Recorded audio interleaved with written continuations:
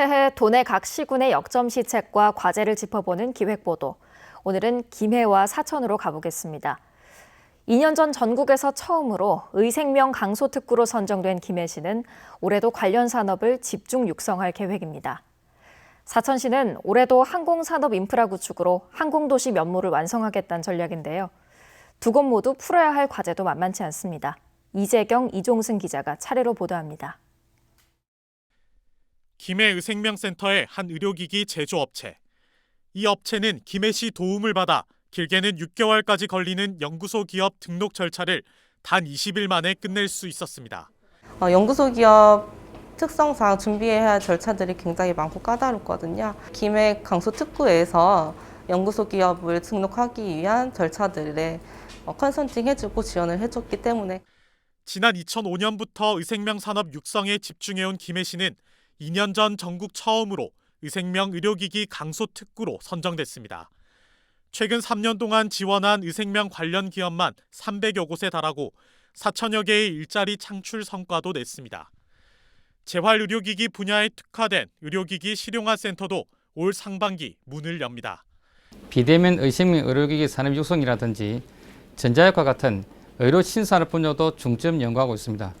또 강서특구 내에 의생명 창업공간 집적을 위해서 지식산업센터 건립도 추진하고 있습니다.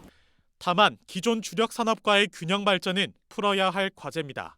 기존에 있었던 중소기업 한 7,800개 정도가 거의 자동차, 선박, 금속 이런 쪽의 사업인데 의생명에 좀 치우치다 보니까 그 뿌리 산업 쪽으로는 좀 예산이 적게 간다는. 2023년까지 의생명 산업 지원에 289억 원의 예산을 투입하는 김해시. 동남권을 대표하는 의생명 산업 특화 도시로의 성장과 함께 제조업과의 동반 성장이라는 두 마리 토끼를 잡을 수 있을지 주목됩니다. MBC 뉴스 이재경입니다. 경남의 항공산업을 이끌어갈 사천 항공국가산업단지 2022년 10월 준공을 목표로 현재 24%의 공정률을 보이고 있습니다. 터널비만 82만여 제곱미터. 올해부터 카이 협력업체를 포함해 84개 기업을 유치하는 게 목표인데 코로나19로 인한 항공산업 침체로 성과를 내기까지 시간이 걸릴 전망입니다. 사천 항공산업의 또 다른 축인 항공정비 MRO 사업도 속도를 내고 있습니다. 지난해 카이의 자회사인 한국항공서비스 캠스의 민항기 정비동을 신축한 데 이어 올 7월까지 2단계 확장 공사를 끝낼 계획입니다.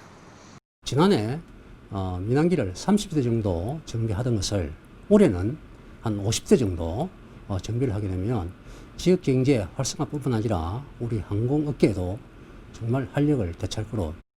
하지만 해결해야 할 과제가 만만치 않습니다. MRO 사업단지 예산은 1,500억 원인데 2주 단지를 두 곳에 만들다 보니 수백억 원의 예산을 더 충당해야 합니다. 또 인천시가 MRO 업체를 유치하거나 아시아나 인수에 나선 대한항공이 MRO 사업을 확대할 가능성에도 대비해야 합니다. 경남이 인천에도 MRO 사업 교두보를 확보해 두어야 한다는 주장이 나오는 이유입니다. 아주 가벼운 수준의 정비는 인천에서 해결을 하고 기술력이나 시간이 많이 소요되는 일은 사천에서 감당하는 것이요. 항소심에서 당선 무효형을 선고받은 송도건 사천시장의 상고심 재판 결과도 지역 항공산업에 어떤 영향을 미칠지 지켜볼 대목입니다. MBC 뉴스 이종세입니다.